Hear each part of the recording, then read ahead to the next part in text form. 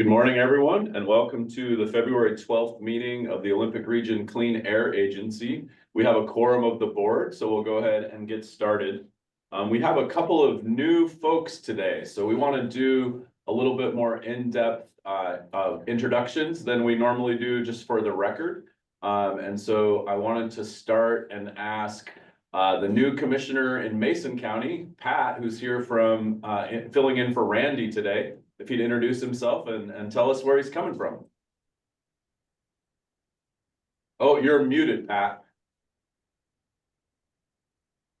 What, you can't hear me when I'm muted? This technology sucks. Pat Tarswell, Mason County Commissioner. I'm District 2, and I am coming to you from beautiful downtown Shelton. Great. Welcome, Pat. It's good to have you today. Thank you. And then next we'll go to Georgia. So she's the new county commissioner in Grays Harbor County who took Jill's place on the board. So she's a full board member. Georgia, tell us a little bit about yourself. Good morning. Yes, so I have, sorry, let me turn this off so I can be heard better maybe. I have a background in sales and marketing. Have served my community for many, many years, very actively involved in our Chamber of Commerce, Regional Chamber of Commerce, and served on many nonprofit boards. And so when I was asked to run, at first I said, oh, heck no. But then I decided, why not? I've often talked about why more people don't step up and get involved. And it was a good time in my life. And so I decided to go all in and run. And here I am. And I am passionate about my community and partnerships. And so it's an honor to be in this position serving the community. And I hope more elected officials truly take that to heart, that our job, our role is to serve the community. So I'm glad to be here and to help how I can. Great. Welcome, Georgia. Thank you both for being here. So let's then go through the rest of the board. So I'm Jim Cooper from the City of Olympia City Council, and I'm the board chair. And our vice chair is Greg. Greg, would you introduce yourself? Hi, welcome, Georgia and Pat. It's good to have you on the board. It's good to have, it's a brand new board with new members. I'm the vice chair this year or ending my first year as vice chair, I guess, second year maybe. And I've been on ORCAA the whole time. I've been an elected county commissioner since 2019. So this is my 6th year. It's a great board to work on, really important work that touches all of us, wherever you breathe, you're dealing with it. I'm the District 3 county commissioner for Jefferson County. So I have the rural area, the sticks, all the way down to Mason County and Grays Harbor County on the west end, as well as Clallam County. So touch most of our neighbors. So great to see you guys, and welcome to a great board. Thanks, Greg. Dave? Good morning. I'm Dave Tobin, Pacific County Commissioner from District 2. And I'd like to say hello to everyone and welcome to our new members. Michael?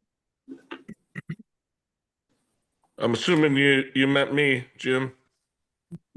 Yes, Stedman. All right.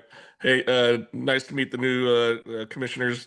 I'm Michael Stedman from the city of Lacey, local business owner, prior service Marine. I don't know if you guys know, but John was in the Army. Other than that, that's about it. I just love serving my community. It's just another way of, serving in general. So welcome aboard. I look forward to working with you. Welcome. Joan, we're just introducing ourselves. We have 2 new members, one from Mason County and one from Grays Harbor County. I'm Joan Cathy. I am the representative from the city of Tumwater, and I've been here a few years before these introductions. And are people supposed to be saying something about themselves here, or are they? Whatever you want to say. This is your moment. Just a hello to your new commissioner. Oh man, you're just on. How much time was allowed for this? I don't know. You passed already. So. No. That's good. I want to meet the new members and welcome them, and yeah, this is a good place to serve. Thank you, Joan. Yeah. Let's do Lisa and Molly quick introductions, and we'll come back around to you. Thank you. I'm Lisa Carroll. I'm the audit manager for Team Olympia and been auditing ORCAA now for probably about 10 years. Hmm. Molly, you're muted. My name is Molly. I'm with the State Auditor's Office. I led this audit. Great, thank you. I think that's the board and guests. So Jeff, do you want to popcorn us through the staff? Sure, absolutely. So my name is Jeff Johnston, the Executive Director at ORCAA, and I'm joined here in the room by Mike Schultz, Compliance Manager, Odell Hadley, Senior Air Monitoring Specialist, Lynn Harding, Financial Services Manager, and Debbie Moody, Office Manager and Public Records Officer, as well as Tiffany Flores, a record specialist. Upstairs, running Zoom is Dan Nelson, ORCAA's Communications Manager. And I'm also very excited to introduce you to two new staff members who are in the room with us today, who started on February 1st. First, we've got Tyson Justice. Sorry. I was sitting over there. We've got Tyson Justice, our new, as I said, new financial services manager. Tyson comes to ORCAA with a wide variety of financial and accounting experience in the public sector. Most recently at the Thurston Regional Planning Council, where he was the finance and HR manager for about 3 years and a senior accountant for about 4 years before that. Tyson has a bachelor's of science in accounting from Central Washington University. And again, so we've got some overlap because Lynn is retiring at the end of April. So we've got, good 3 months of overlap between outgoing financial services manager and incoming financial services manager. And then next, I'd like to introduce you to Christian Hare, our new Air Quality Specialist 1. Christian comes to us from the DNR with a background in forestry and firefighting. He was an engine lead for the past 4 years at DNR while attending school at Grays Harbor Community College. He also worked at the Community College Forestry School and graduated last year in April with a bachelor's in natural resource management. So, and Christian began his journey in environmental protection when he worked for the Washington Conservation Corps in 2018. So again, Christian, welcome to the ORCAA team. Very excited. So please join me in welcoming Great hires, it sounds like. Yes. You're joining a wonderful team. And now that your names have been reversed, that will be forever. You started training and it's going to change. Yep. Okay, and then let's do our council. I'm Jeff Myers. I'm with the law firm of Law, Lyman, Daniel, Kammerer, and Bogdanovich. I've been the general counsel for ORCAA for the better part of a decade, and we have our associate here. I'll have him introduce himself. Oh, my name is Jakub Kocztosz, and I'm an associate at Law Lyman. Great. Okay, I think that is the introductions. So then I'll ask for an approval of the agenda, and I'm just going to let folks know going into this. We have as luck would have it, we tried to have some fun with our agenda, and we ended up with a very full one. And so there's a chance, if we're not on time around 11 o'clock, that we will bump the Jefferson County Regional Focus to next month that has a lighter agenda. Greg's already been had that discussed with him, and he's ready to go with that, right? Yeah. Okay. So with that, I need a motion to approve the agenda. I'll move to approve the agenda. Second. We have a motion and a second. Any amendments? All in favor, say aye.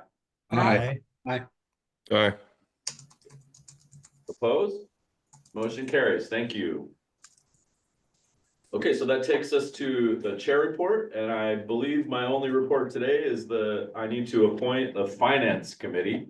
So this is something that we do for the new board members. We do this in between the elections of our chair and vice chair. So the chair and vice chair are 2-year terms. Those will happen next spring. And in between, we do the appointment of the finance committee. It's a 3-member committee, and have had myself and Randy Netherlands serving with Greg as the chair of the finance committee. And it's my understanding that Greg is willing to continue serving as the chair. Okay. And I am I'm appointing Randy. I'm pretty sure that he's willing to continue serving on the committee. And I'm looking for, so what I'd like to do, I hope this isn't news to anyone, but I'm retiring from the city council at the end of this year. And so I'd like to appoint a new finance committee member that will be a full-fledged finance committee member, and then I'll be the alternate and still come to all the meetings. But I just want to make sure that we have three people solidly up to speed with our finances, especially with the transition in staff as we go through this year. So I'm looking for another volunteer to join the finance committee. Is there one on the call at the moment? Mike was late. I was going to nominate him since he wasn't here, but maybe he can volunteer himself. Yeah, that'd be fine. Are you down to be on the finance committee, sir? Absolutely. Okay.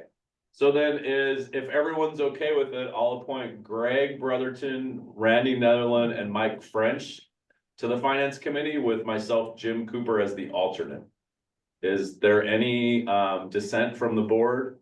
Technically, this is the chair's authority in the bylaws, but that's not really how we work. So everyone okay with that? All right, we have a finance committee. Thank you very much, especially Mike. I appreciate you stepping up. Oh, and Commissioner Klaus, just in time. Did you want to fight me for the alternate seat? No, I'm not in a fighting mood today, so I'll pass the fighting, but I appreciate the offer. No worries. And Greg was the continuing as the chair. And Greg will continue as the chair. Sorry, I was not clear about that in the recap. So thank you, Jeff. And welcome, Commissioner Klaus. If you want to introduce yourself really quick, we have 2 new members, and then we'll keep going with the agenda. Okay, great. Thank you so much. And sorry I'm late. I was in a appeal public hearing for a hearings examiner decision with the Board of County Commissioners.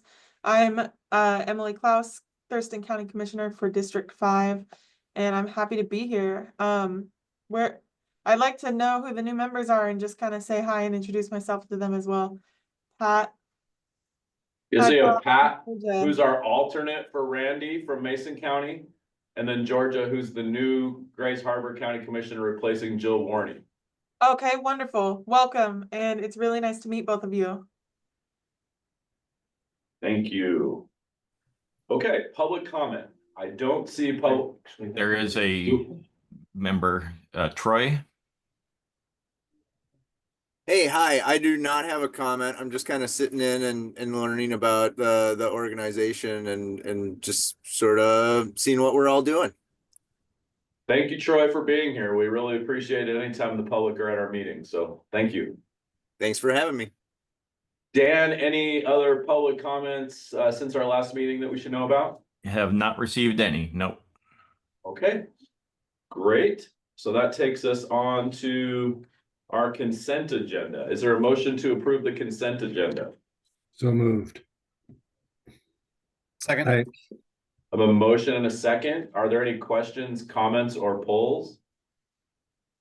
All in favor, say aye. Aye. Aye. Aye. Motion carries. Oh, I should say opposed. Motion carries. Thank you.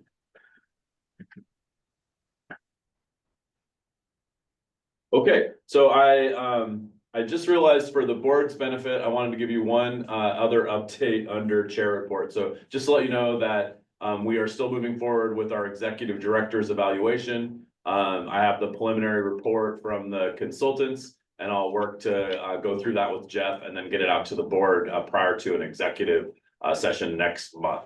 Okay, just wanted to make sure that's on everybody's radar. Okay, so coming back to new business, I'm going to turn it over to Jeff, who will introduce our auditors, and we'll hear about the audit this year. Okay, great. Well, thank you all, and thank you, Lisa and Molly, for being with us this morning. So State Auditor's Office has been working closely particularly with Lynn, but with a number of folks in the office for the past month or so. And so they're here this morning to perform the exit conference and for us to hear about the results of their audit. So with that, I think I'll turn it over to Lisa and Molly. Great. Thank you so much. Thank you for the opportunity to be here today to share the results of your most recent audit. We appreciate your participation in this meeting. So if you have any questions, feel free to speak up. We're happy to answer those as we go through. I did want to mention that there was a packet of information that I believe Molly sent over prior to this meeting, but hopefully you can all see my screen here. We have a PowerPoint that we're going to walk you through all of the key points that we wanted to highlight from that packet. So with that, We can see it. Thank you. Great. Glad to hear it. All right, we'll jump right in. So one of the most important things about our audits is their role to increase trust in government. And our audits are able to do this because the public trusts the state auditor's office as an independent organization that provides transparent examinations of the operations of state and local governments. Another important role of our audits is their ability to identify areas where efficiency can be improved and you can be more effective in complying with requirements. And our audits can also tell us where you are already working efficiently and effectively. So our goal today will be to make sure you understand the results of your audit and answer any questions you may have. And with that, I'll pass it over to Molly to go through those audit results. Thank you, Lisa. For your agency, we conducted an accountability audit that covered the period of July 1st, 2022 to June 30th, 2024. The purpose of an accountability audit is to ascertain whether the agency complied with state laws, regulations, contracts, grants, agreements, and its own policies and procedures. In addition, these audits also look at whether, in general, the agency has adequate controls to safeguard public funds. Under the results in brief, you will see that our audit found the agency's operation materially complied in all material respects. For your reference, these are also detailed in your packet. In selecting the specific areas for further review, we conducted a number of planning procedures that incorporated reviewing the meeting minutes of the governing body for the period, analyzing trends in financial data, conducting risk assessments, and more procedures. We utilized a risk-based approach to select areas for further testing based on those planning procedures. Indicated on the slides are the areas that we identified for further testing in our audit.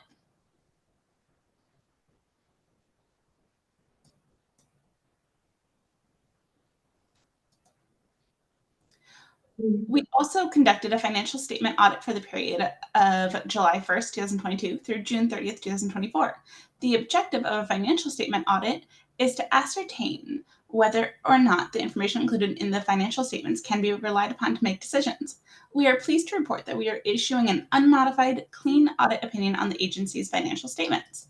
This is the opinion you want to receive and provides assurance that the financial statements are stated fairly and are materially correct. Additionally, it is important to note that our audits are conducted in accordance with the government auditing standards. Those standards also require that we gain an understanding of the agency's internal controls or process that it goes through to prepare the financial statements for audit. Should we identify a weakness or concern with that process that could or did result in significant errors in the financial statements, we would be required to bring those to your attention and include that information in our report. We are pleased to report that we did not identify any concerns in the agency's process that were required to be brought to your attention or included in the report. Lastly, audit standards also require us to consider compliance with applicable laws, regulations, contracts, and grant agreements where noncompliance could affect the fair presentation of the financial statements. You'll see that your report indicates no significant deficiencies. In relation to our financial statement audit, professional audit standards also require that we share with you whether there are material or large misstatements that were identified and subsequently corrected by management. We are pleased to report that there were no material misstatements identified during the course of our audit.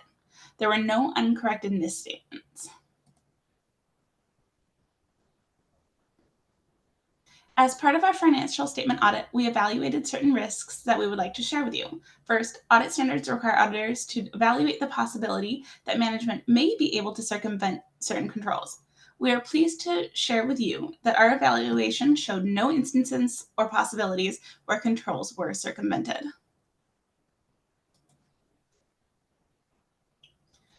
We also performed an attestation over the Air Operating Permit Program. This was for the period of July 1st, 2022 through June 30th, 2024.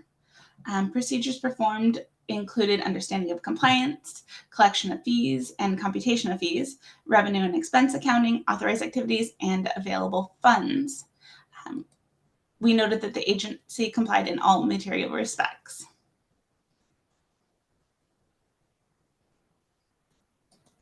And before we wrap up our presentation today, we would like to thank management and officials for their assistance and cooperation during our audit. Specifically, we would like to extend our appreciation to Lynn Harding for her amazing work during the audit. And with that, I will hand this back over to Lisa. Thanks, Molly. So I do have a few closing remarks to go through, but I'll pause right here just in case there's any questions about any of those results that Molly went over. Questions for Molly? I ask one question all the time. It's great to have a clean audit, but so is that an A? Is that an A plus? What do you give? Well, we don't exactly give grades to our audits, but you did get clean opinions, which is exactly what you want to receive. They have a memo about Greg now. They say, don't give a letter grade. All right. Okay, I'm not seeing any questions. I just want to say thank you, Molly. We know it's a lot of work and a big partnership between our staff and your team to get through what simplifies down to a few slides. So we really appreciate the partnership. Thank you. We do too, very much. All right, so I'll go through these last few slides here. We also wanted to share that audit costs are in alignment with the original estimate that we shared towards the beginning of the audit. We do budget for clean and efficient audits, so the fact that we were able to stay within budget is a testament to what Molly just mentioned and working so well with your staff.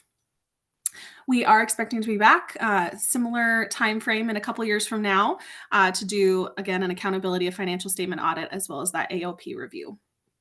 And we've included an estimated cost for that next audit in your exit packet for your budgeting purposes. And your reports will publish to our website in the next 1 to 2 weeks. If you've not already signed up to receive notifications from our office about when reports publish or other news and alerts that we periodically share, we would encourage you to sign up. The web address to do so is on the screen as well as in your packet. We'll also send out a customer service survey when those reports publish. Lynn, that should come to you, but anyone is welcome to fill those out, so feel free to forward that on when you get it. We'd certainly want to know if there's things we can do to improve our services, but it's also really great when we get to hear what worked well for you on our audits. And we do have many people in our office who review those surveys when they come in. They are a bit of a report card for our team, so we do appreciate when you take the time to fill them out. And that wraps up everything that we wanted to go through with you all today. I'd like to thank you all for having us at your meeting and giving us the time to go through your audit results. At this time, I'll turn it over once again for any questions or comments. Okay. Go ahead, Lynn. I just want to extend a thank you to Molly and her team for providing such a detailed audit. Great questions came up and there was a lot of knowledge shared here, so I appreciate Lisa, your staff providing that. And also, it goes both ways too, right? So our staff working with your staff and being present and having the audit conducted on site makes a huge world of difference too for us. It just seems to be, for us, it's more efficient and you're able to see the real original documentation and meet with real people. And so it really makes a huge difference. And I just want to, extend a big thanks to Molly and her staff and being available on site. It really made a difference. So thank you. And yes, I definitely plan on completing the survey, and I like to complete those. It's important to provide feedback. So again, thank you. Well, Thanks, Molly. Thanks, Lisa. Solid A. I give you a solid A. Jeff? I just wanted to acknowledge, again, Lynn is on her way out. Nice to have a clean audit. Nice to have an A as your last audit as part of the organization. But again, these things don't just happen. They happen through years and through meticulous record keeping and documentation and things. And so thank you, Lynn, for putting the agency and everybody else. It's not just the financial records, but all of the records that go into a clean audit. So it's great news, not at all surprised, but great to again be in this place. Agreed. Any other comments or questions for the state auditor's office? All right, Molly and Lisa, we really appreciate you. Thank you so much for the great work, and we'll see you in a couple of years. Thank you so much. Bye. Take care.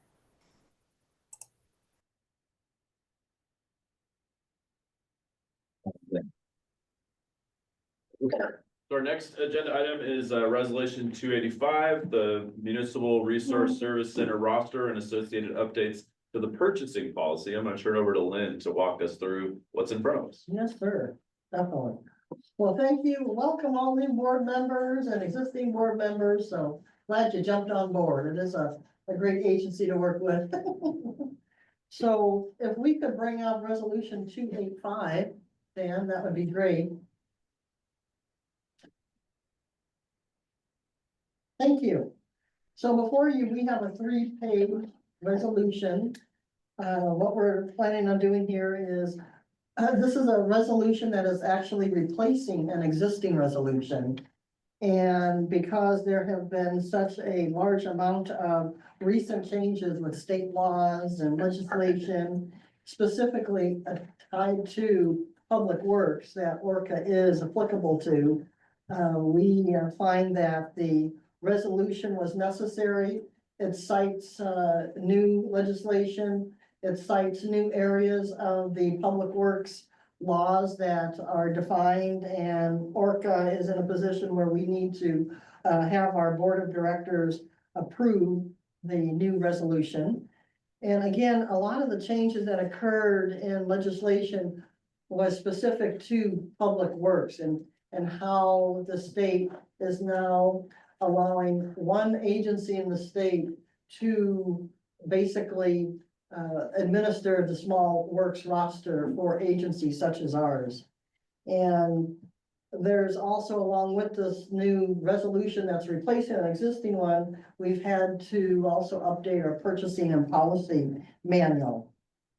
So what we are looking for is an approval by the board to approve our resolution number 285 that incorporates a number of changes. And so we're looking for that approval today. Okay. So Chair. Questions for Lynn about the resolution or the attached policy? And there's actually 2 components to this, so thank you, Jim.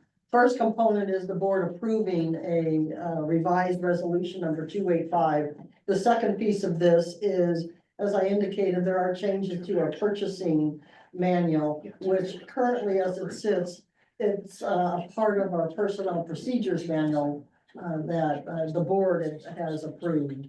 What we're hoping to accomplish with the changes to the purchasing manual is we've extracted the purchasing manual out of the personnel procedures manual as a standalone administrative tool for ORCAA to update.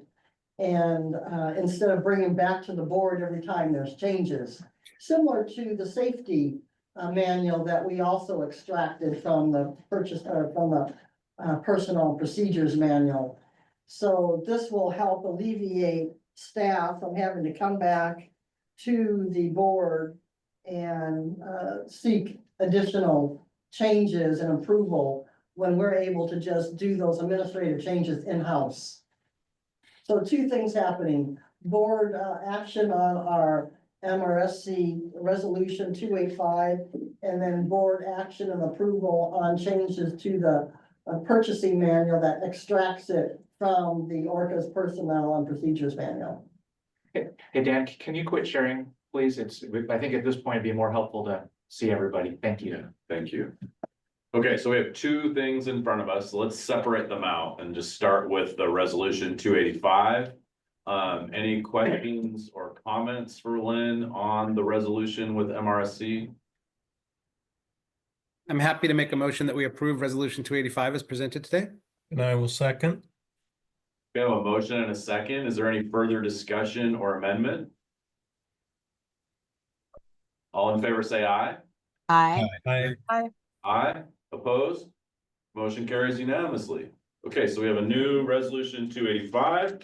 So item number 2 in this package is a new, let me make sure I get this. This is a policy and procedure manual update. Right. where we're taking the purchasing, the purchasing policy out of the policy and Yes, sir. procedure manual.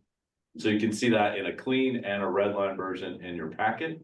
Is there any questions or comments for Lynn on that action? To comment that I appreciate the efficiency. This is the kind of streamlining we need to keep pursuing. I agree. I appreciate this, and having the red line version in the packet was very helpful to really fully understand the changes. This makes it much simpler, and I appreciate the streamlining. And I'll just add, that if I may just jump in real briefly. So we do have a draft version of a policy plan, or I mean, sorry, a purchasing and procurement plan that again outlines ORCA's policies for purchasing and again, but it's very helpful not to have that as part of the board approved document, but we hope to have that finalized in the next month or so. If there's ever any questions about seeing ORCA's document, obviously you can ask for it, and we're happy to share it. Just for our purposes, a lot easier if it's not something that we need to bring to the board every time we need to make a change to it. Yeah, that makes sense. Okay. Any other questions or comments on this? So then we're looking for a motion to approve the updated ORCAA policy and procedures manual as presented. So moved. I'll Boy, second. everybody, Yeah, well, look at that. Thank you. Can we do a unanimous if everyone makes the motion? We still need a vote. Okay, so I have a motion. Is there a second? Wait, let's clear that up though for the record. So we're gonna give Greg the motion. I didn't Is make there the a motion. second? That Oh, was you the did, one I sorry. didn't make. Yeah. I started. Mike made. I did. I moved. All right, we'll give it to Pat because he called it. I'll And second. then I need a second. I'll second. Dave. Dave is the second. Okay. Rowdy ORCAA board meeting here. Any further questions or comments or amendments on the motion? All in favor, say aye. Aye. Okay. Aye. Opposed? Aye. Motion carries. Thank you. Thank you. Yes, thank you. Yes, that's a lot of work in a couple of simple motions. So Lynn, thank you for cleaning that up. I think just like the conversation we had around the health and safety policy, it just makes sense to have the director in charge of what executives should be doing and not the board in charge of what executives should be doing. So much appreciated. So then where are we time wise? Oh, look at us. Good. Okay, so Greg, you thought you were gonna get out of it, but you're not. So Oh, and he's frozen. Well, I was gonna kick it off anyway. okay, hopefully he'll get back in. So we're gonna do the regional focus on Jefferson County. And Jeff's gonna kick it off, but I'm gonna there he is. Greg is back, it looks like. Okay, out and back in. Okay, so go ahead, Jeff, and kick it off. All right, well, Dan, why don't you go ahead and share the slides just on slide 1. So again, I'm excited about this new item on our agenda. Again, we've been talking about doing this since last fall. So we've got this a regional focus theme. And again, we'll be doing this periodically at our upcoming board meetings. So go ahead and move on to slide 2, Dan. So again, the idea behind this is to make the work that we do in your jurisdictions more tangible. And Dan, you're in presentation mode. Can you share full screen? Yeah, great, thank you. So again, the idea is to make the work that we do out in your communities more tangible. So I know, again, as board members, you have a lot on your plates and sitting in ORCAA board meeting for 2 hours a month perhaps makes it hard to connect for the work we do. And so the idea is to all get to know a little bit more about each other's jurisdictions and the air quality issues going on. And so again, roughly every other month or so, we'll focus on the air quality work that ORCAA is doing around in your counties or cities.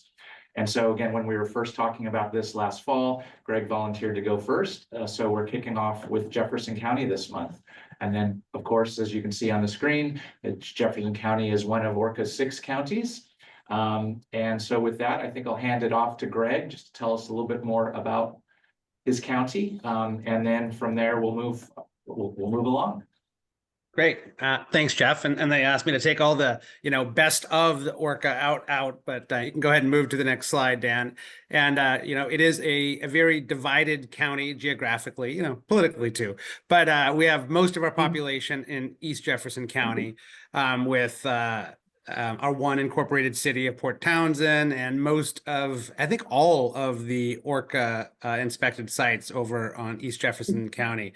We really struggle to provide services on the west end. And of course, the middle is the whole Olympic National Park, as you can see. I think you might have more words on this slide too. Maybe you have to forward it. Oh, no, never mind. Okay. So as you can see, the blue part is Port Townsend, where Blue Heron is, that you've probably seen some of the air quality indicators from, and then we're building our first unincorporated urban growth area in Mid County right now, and then I represent the South County and West County as the District 3 County Commissioner. And it's about 33,000 people, so a little smaller than Queen Anne and twice the size of New Hampshire. So it's a really separated area, and it's growing, pretty slowly. We're like 2% per year is kind of the rate of growth, and we do expect some new growth with the new sewer. And we have, people usually ask about ORCAA and the Port Townsend Paper Company that is not regulated by ORCAA because they do the craft process, which I don't know. Lauren explained to me, and I forgot already when we were out there, but the sulfur dioxides or something that they use in the craft paper process is regulated by the Department of Ecology. So. Sorry, was someone, Mike, were you going to tell me what it really was? Well, you were very close. We don't regulate the Port Townsend paper. It's the only Title V, I'm kind of jumping ahead, but just to answer your question, the only Title V facility up there, and we don't have jurisdiction, and it's the process of making the pulp. They're using wood fibers that they're adding the sulfur to that then breaks it down, and the pulp from the wood fibers creates the paper. Whereas other ones like McKinley and stuff, they're recycling paper to make the pulp. That's the distinguished part, is basically using chemical on wood to make the pulp. Then it's an industrial section. If it's recycling the cardboard and other paper to make paper, it would be under our jurisdiction. I don't know if that helps. Yes, thanks for that. So they're our largest private employer, but and you can see that bit of the slide too, that the West County only has 229 deliverable addresses.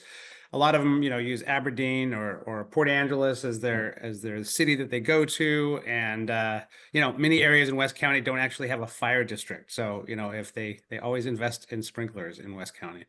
And then we went out and inspected, I think this is the appropriate time, but correct me, Jeff, if not, to look at one of our largest emitters at NAVMAG Indian Island, which is right by Marrowstone. If you can see that the Jefferson County kind of looks like a dragon. Port Townsend and Quimper Peninsula is the head, and you can see the front legs there. That's Marrowstone and Indian Island. The one on the left is Indian Island, where we went out to NAVMAG, which is where all the ships and vessels from Bangor refuel and unload. It's a lot of ordnance is stored out there. So it was great to be out there with Rob, who had a lot of experience from his military service, that he could kind of understand some of the codes on all the magazines, as well as the actual work that we were there doing. And Lauren could explain some of the large projects they're getting into as well. And it was great to have Mike there as well. So I really enjoyed kind of being part of the team as we were inspecting the emissions out there, which were largely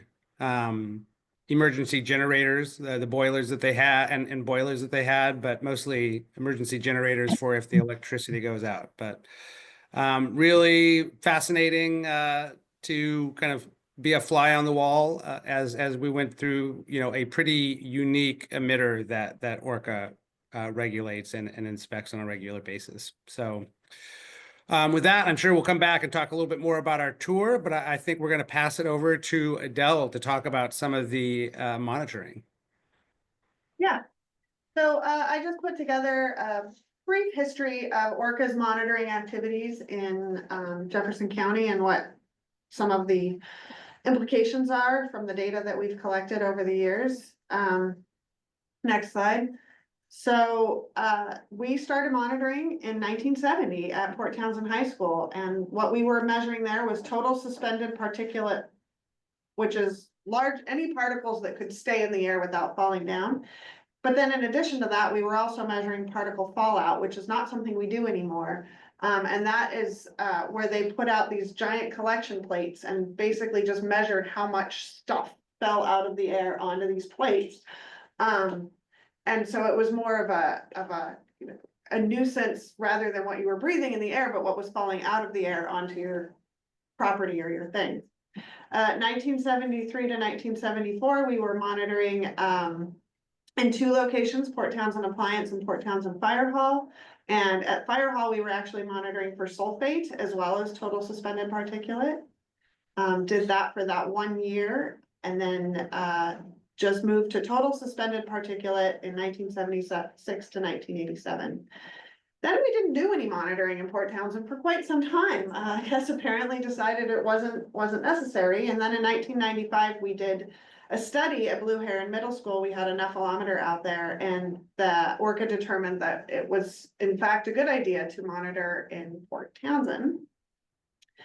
And so permanent monitors were put in December 2000, and we had both the nephelometer out there and a PM 2.5 reference monitor, and that's how we calibrate our nephelometer to give us actual good data on particulate. And PM 2.5 is particulate matter that is smaller than 2.5 micrometers, just for those of you who are new. And that's the diameter of the particles in the air. It's pretty small. And then we stopped using the FRM out there after we got our good correlation, and we moved to the nephelometer, which is still there. And we've been monitoring at Blue Heron Middle School with the nephelometer since then. So it says 2000 to 2024. But now in 2025, we are still monitoring there. I didn't update the slide when I made this happen. And then just one last thing that we did when a few years after I started here, 2016 to 2017, we did a year-long saturation study in Jefferson County, which I will move on to now. That's where we put out, Dan, next slide. That's where we put out 4 additional monitors. They're highlighted on the map there. We had the one at Blue Heron co-located, and then we also had a monitor at Jefferson Mental Health Services, East Jefferson Fire and Rescue, and then down in Chimacum. And the slide on the side is the percent of days that we measured at the different air quality levels at each site during that year. And you can see that it was pretty consistent among all the sites.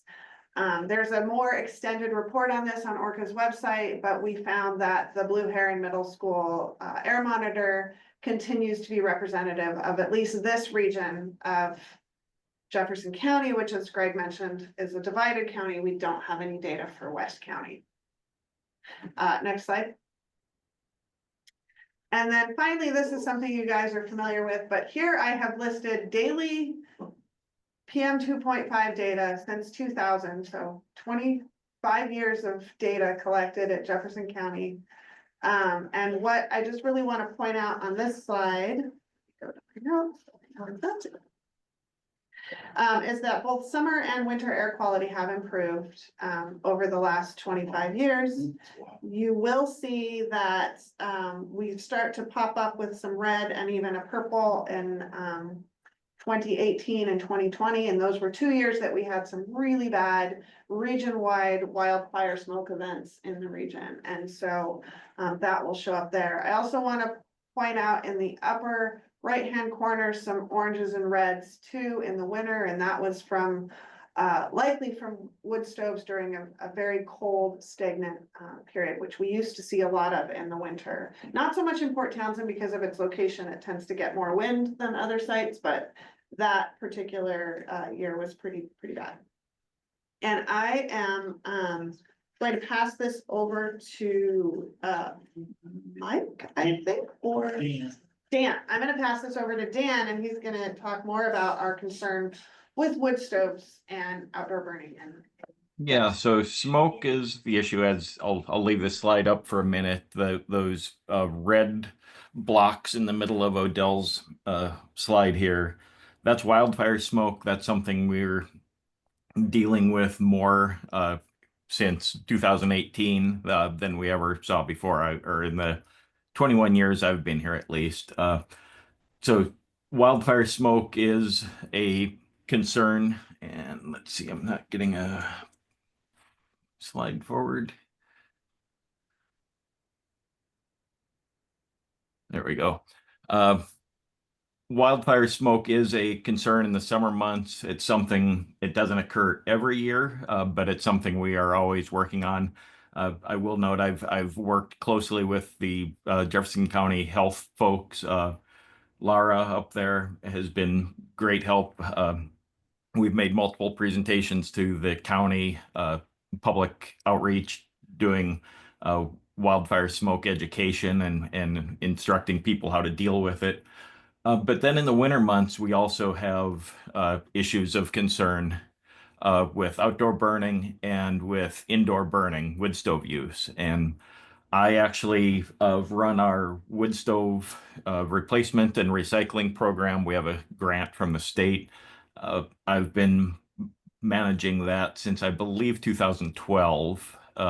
And before that, we had a couple of years where Mike's team, the compliance officers, inspectors, were managing that. But essentially, we get money from a state grant called the Wood Smoke Reduction Grant, looking at ways to reduce the impacts of wood smoke on our communities. That grant lets us provide financial incentives to take old, uncertified, dirty burning wood stoves out of circulation and either replace them with cleaner home heating devices or just put them into metal scrap and recycle them completely. Traditionally, the state grant was restricted to densely populated areas that had high risk of violating federal standards, going over 20 parts per, or going over a certain standard for federal pollution. We got the state to agree to expand our coverage and let us offer the recycle award to all 6 of our counties about 4 years ago. And in this last biennium, we've been able to offer the replacement program, which gives a higher level of financial incentive for people that want to change from wood to ductless heat pumps, for instance. We've been able to expand that out of Thurston County into all of Mason County and then eastern Clallam County and eastern Jefferson County. So covering all of those, more densely populated areas. We have actually had really good response. The numbers aren't huge, but since we've been able to offer it in Jefferson County, I've done 25 wood stove replacements up there, or removals at least. Some of them were recycling. Some of them were full replacements. We've had great participation from a couple HVAC companies in town, Frederickson Electric, I think, and All Weather Heating. So really good participation. We're seeing that grow year after year. So anticipating offering that again in the coming year, depending on what we get out of the state legislature in terms of the grant. But that's the big side of the wood stove. So we are seeing good participation. We're not looking to ban wood stoves or anything like that, but we're trying to get those older, dirtier burning wood stoves out of circulation and give people options for cleaner devices.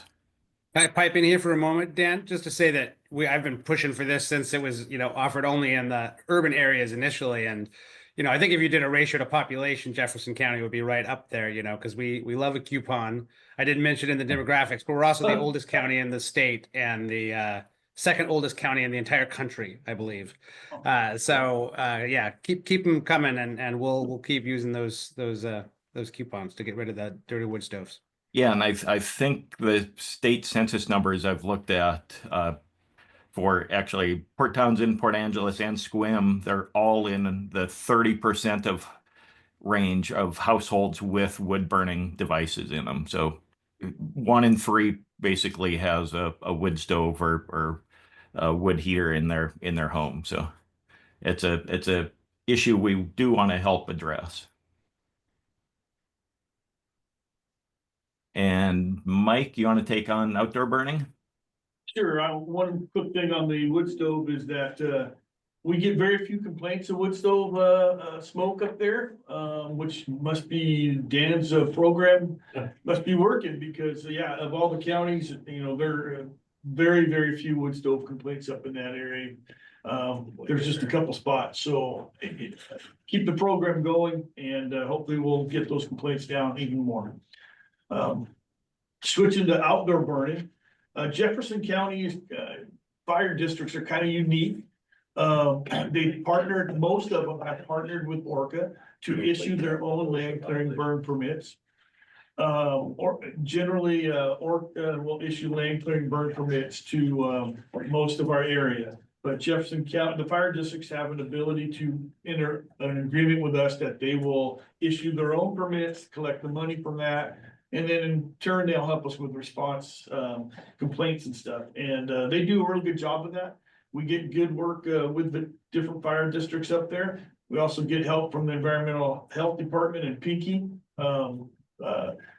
She does great. She used to work for us, so she knows the burning rules, asbestos rules, and so it's a great resource. And I want to shout out to her and also the fire districts that are real good about calling us and saying, hey, you know, we're supposed to handle this complaint, but we're running into some issues and, you know, can ORCAA help? And so we work close together with them and it works good. There's a few that don't require, that do not have an agreement with us, and I believe that's Brennan and Discovery Bay. Those two areas we do issue permits. So we do issue a few up there, but most of it's done by the county.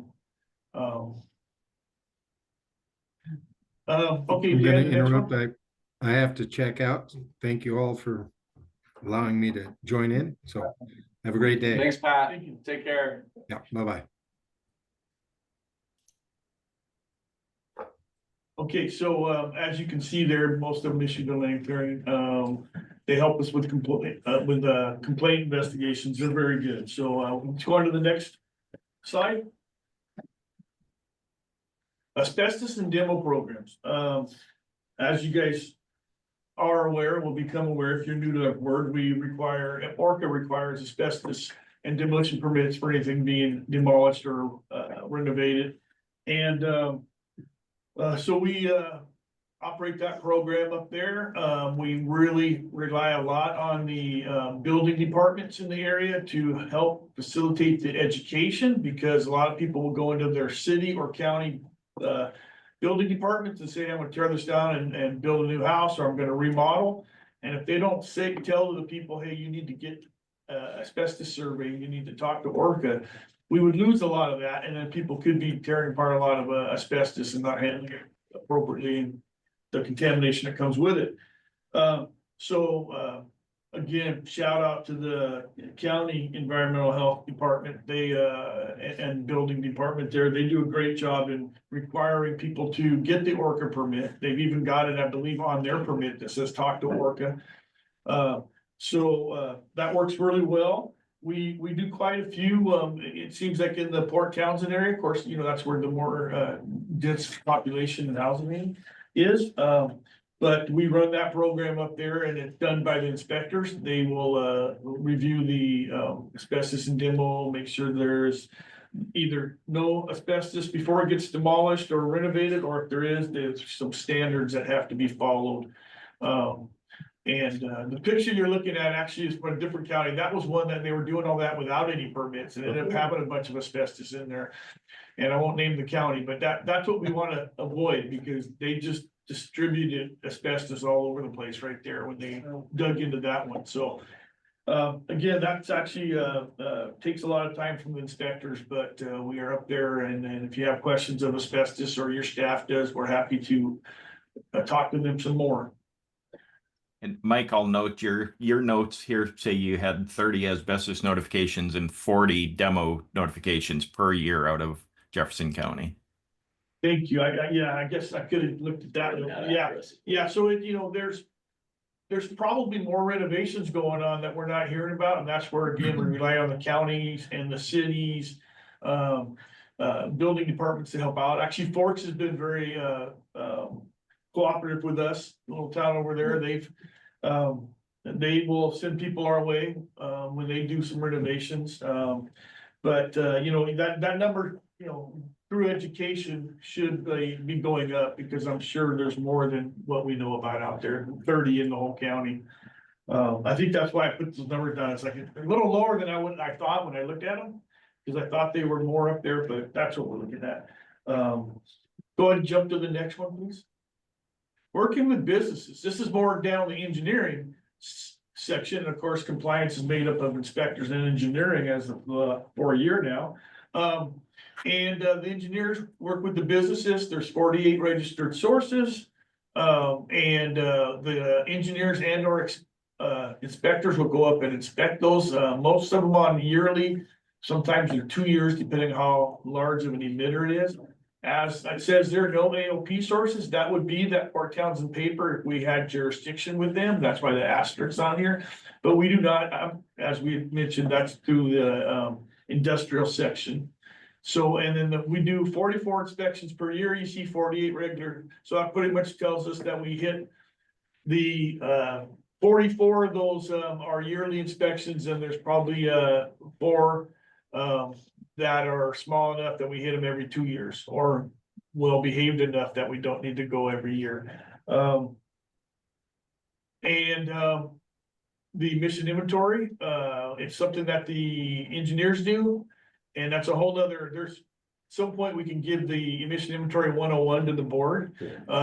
Lot goes into a lot more, but basically, every year the Title V majors, synthetic miners, and some of the smaller ones, we track their emissions and we send it off to ecology and EPA. Well, from the Jefferson County area, we collect emission inventory from 4 of the largest sources there. And I hope you don't ask me which ones. I don't have that on top of my head. I should have brought that. So yeah, 4 from there. And you know, that again, that's all work done by the engineers. The inspectors will help with the inspections, but everything else is pretty much an engineering function. Next slide, please. Now here we are with our esteemed board member Greg. I think he's kind of on the left side in the middle of 2 people. This is our inspection of the Naval Magazine Indian Island. As Greg said, it was a very interesting thing. We were inspecting the boilers, the backup diesel generators, doing opacity reading when they fire up the generators. And then of course, all around you, there were, you know, bunkers of maybe perhaps ammunition and stuff. So kind of interesting. They had a lot of security there. Lauren, our engineer, is in the forefront, and then Rob is taking down some numbers. That's something that we do a lot of boilers and backup generators. What you're looking at here are the boilers. So it's a good picture to show kind of what we do in a lot of sources. There's a whole bunch of sources where we have boilers, and we're checking basically the firing rates and the hours operating and the maintenance records. Make sure they keep them tuned so they create less emissions. Did I miss anything on the notes, Dan? I just wanted to interject one thing. The emissions inventory that we submit to EPA goes into a huge repository of all of the emissions, and it's really important to climate and air quality researchers. It goes into all the models that try to predict what the air quality is going to be, long-term, short-term.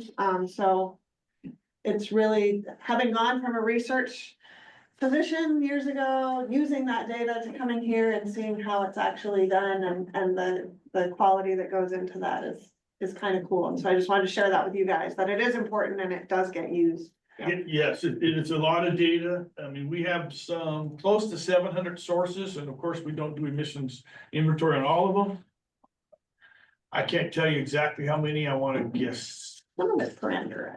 So. Well, yeah, and you know, but all the big facilities, like I said, majors, synthetic miners, and then the next level of emitters, we will collect all that data and then send it off. And so it's it does go into a large database, and it also is there for the public to look at. And occasionally we'll have people call us and ask about the air quality, and we refer them to that. Amongst other things, because that'll give them an indicator of what the emissions that are coming out in the area they're looking at. Yeah, I think it's been about 3 years since we've had a presentation on emissions inventory, but it's probably about time to cycle that back through. Can I throw a couple observations in real quick before we go on to questions? You know, as I said, it was great. And one of the things that I didn't really expect, but that was very clear, was that it's there's a lot of relationship building that goes on in these inspections too. You know, Rob talked a lot about, you know, how often you exercise this emergency boiler and go through it. And it's kind of, that was sort of an unexpected aspect, is just, it's the inspections assist in preventative and regular maintenance for the organization. That was pretty clear. Another thing is it was fun to look at opacity of the particular the stacks and everything. I just want to remind Mike that he promised that the next opacity training coming up year he's going to offer to board members if we can make it down there. Because yeah, it's a fun, very tangible thing to do, because it's a pretty I don't know. This one was pretty clear. So there was not a lot of opacity, but I think it'd be a fun thing for board members to participate in.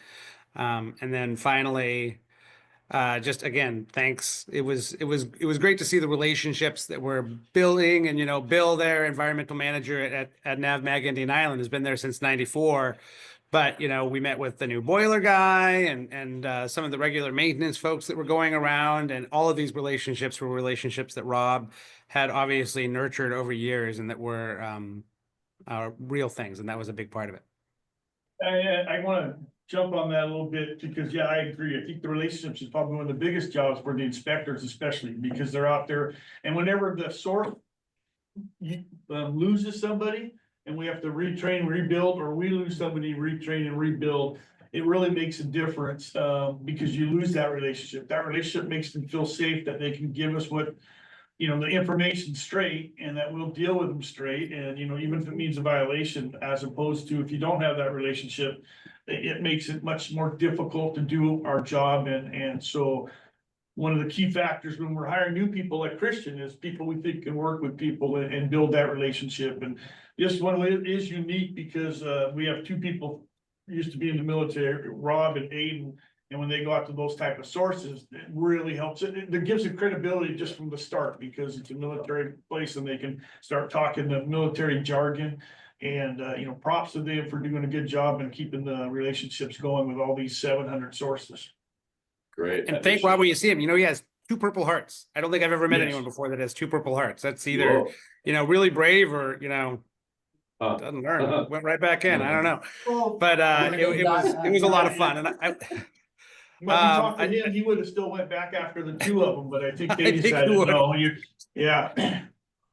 And then the one other thing is just to say that the team is coming out too to make a presentation, which was kind of what I asked to add on to this presentation. So instead of coming to the Board of County Commissioners, they're coming out to our Board of Health later this month to make the same presentation, and kind of, you know, keep the dialogue going both ways to make sure that our Board of Health, which includes the commissioners as well as city councilors and consumers of health, of course, also get the skinny on what ORCAA is doing for our community. So thanks. Greg, thanks for volunteering to be the first one. He was enthusiastic. It was great to have Greg out there too. He's learning, he's taking interest in what we do, which makes the inspectors feel good about what they're doing, that somebody on the board and somebody in the county is, you know, really interested in what they do. So, you know, I think it's a great program, not only for the board to learn, but also for the inspectors and engineers to see the input and interest from the board members. So thank you. And yes, I will have you invite people as long as, once I get the clearance from the smoke certification people. So I haven't got that yet. Thanks for the reminder. They can be a little Yeah, opaque sometimes. Yeah, I just want to give a +1 for that suggestion, because you never know when you'll be driving around your town and go through a cloud of smoke and wonder what it is, and then realize that it's a unpermitted generator installed by the state.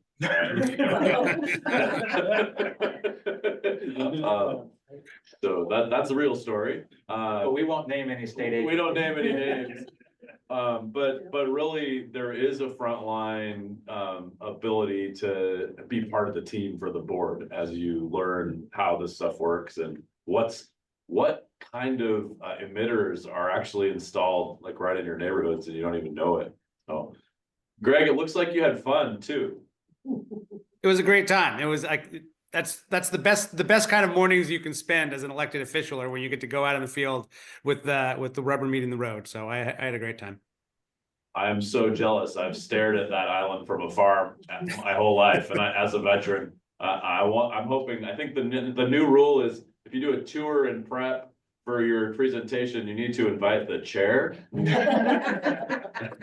Next I'm time. just kidding. I'll try to get you I'm just invited. They got kidding. a bowling alley they got going again in building 69. So the Wow. new commander didn't even know about it yet. So I'll try to get you up for a couple frames. There you go. Well, so thank you, Greg, for being first. I think that you set the stage perfectly for what we were hoping for. I think it'll evolve as we go over time, and I'm pretty sure Randy is next. Yep. So we've got Mason County next. Actually, we've got a kickoff meeting with Randy later this month, I think week after next maybe. And then we've got an inspection scheduled for Pacific Coast Fiber Fuels, actually a pellet mill manufacturer in Shelton that we'll be having a tour of in late March. And so that's on the agenda for the April board meeting. Great. So again, this seems to have worked really well, but certainly looking for additional ideas, suggestions for this moving forward. I don't know if we want to try to line up. That's what we should do. I was Yeah. gonna say is who's gonna go after Randy? Who wants to be next? So that would be June, maybe, depending on budget and all that. Georgia, do you want to learn about Grace Harbor County next? Sure. Okay. There's lots of good sources in Grace. Yeah, Harbor there's County. some great stories from your county. I can think of a couple we will not go to. Yeah. Um, Yeah, you have to decide if you're gonna go before or after lunch. Okay, so Grace Harbor will go after Mason. And if you have suggestions for how to make this better, or if you have things you'd like to know from Greg, ask now or shoot an email to Greg and Jeff. Any questions or thoughts about what we saw today?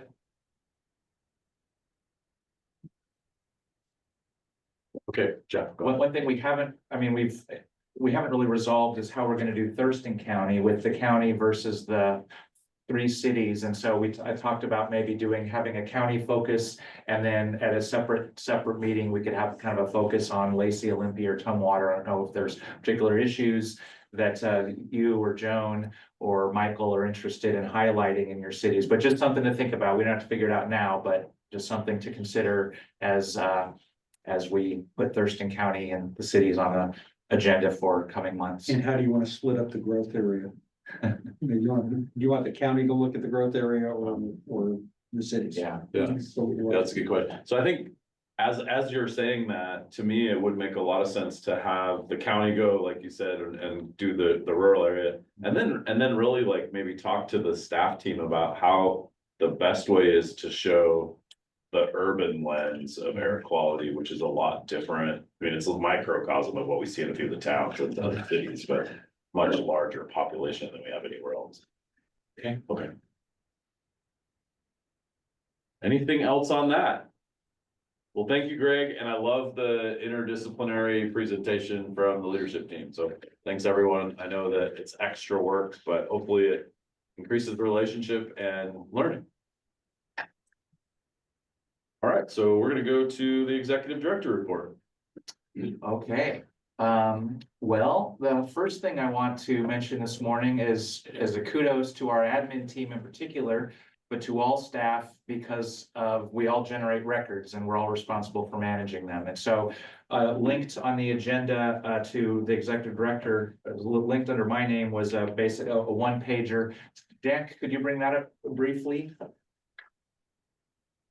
So this is an article that actually Dan posted on our website a couple weeks ago, highlighting some of the work of our records team to get rid of records that are past their retention schedule. So in January, I think maybe the week after the board meeting, we had our biggest shredding day thus far when we got rid of 41 boxes of old records. And since 2022, the agency has gotten rid of 91 boxes of records. So that's a lot of records. And Also related to records is earlier, actually yesterday, Tiffany submitted to the Secretary of State's office a grant to fund an effort to digitize some of our paper records. And so thank you, Tiffany. And again, really this work is enabled because of in fiscal year 2023, the board approved funding a records clerk position, now a record specialist position. So Tiffany joined our team and has really enabled us to get our records in really good shape. Again, we've, carefully look at them against our retention schedules. And so, and of course, all of the records pass the retention schedules. And so means that not things that we have to deal with when we get public records requests. So again, great work. And thank you, board, for approving that position. I think we've made good use of it. Yeah. Right, Debbie? Oh, yes. Great work. So, all right. The next thing I wanted to mention is just, I feel like I need to at least briefly mention this morning, sort of what's going on with our federal partners and how it's impacting ORCA's ability to do our work now and in the future. The Clean Air Act is structured with overlapping jurisdictions. Frankly, it's designed to push authority down to local levels, hence the creation of ORCAA and the other 6 locals in Washington, in Washington state, while also retaining some authority and responsibility at the state and the federal levels. And agencies like ORCAA cannot do it all ourselves. We depend upon our partners at Ecology and federal agencies such as the EPA that we work with. And again, these relationships, these dependencies come in different forms. Funding, of course, we get a lot of, we get some of our funding from state and federal grants. Expertise. I mean, I think for a small agency, we've got an amazing amount of expertise within these walls. But we also very much depend on experts at Ecology, EPA, and other federal agencies. EPA is our biggest, our most important federal partner, and we work with them in a myriad of ways. But other federal partners include the National Weather Service, the National Oceanographic and Atmospheric Administration, Center for Disease Control. And so what's happening at the federal level is and will continue to impact the work that ORCAA is doing. So, and the communication blackouts that have been in place have made it frankly very difficult to know kind of what's going on. We're in touch with our partners as much as we can, but and again, in another related issue, I know you're all been following, I'm sure, the administration's freeze on federal funds. We're following this very closely. We don't currently have any funds that are currently frozen and tied up. I mean, when we heard that this was happening, Lynn immediately logged on to our onto our EPA system and did a drawdown on one of our grants. But it will, if this continues, it will impact us.